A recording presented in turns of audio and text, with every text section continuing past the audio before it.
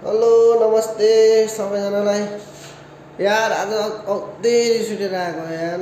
कति हाम्रो यो घिरिङ गाउँपालिका बहिनीमा कति लाइट जान्छ हो आमामा। हाम्रो अनि सम्बन्धित निकायहरू कहाँ छन्, यो लाइटको मान्छेहरू को हुन् के हुन् हेर्न पर्यो हो यार। के हो पहिला इन्फर्म गर्नु पर्यो बत्ती जाँदैछ भनेर। मोबाइल चार्ज गर्छ मान्छेले, के गर्छ सबै चिज गर्छ यार। घर अब छोरी बिरामी छ, इक्जाम आइरहेछ, रातभरि लाइट छैन, दिनभरि लाइट छैन। के हो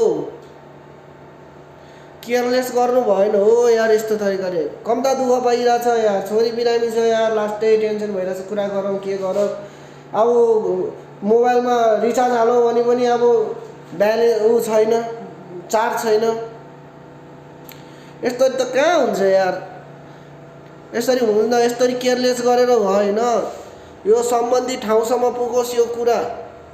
सबैले सक्दो सेयर गरिदिनु होला। सबैलाई रिक्वेस्ट गर्दैछु। घिरिङ गाउँपालिका बैडी तनहुँ नेपाल।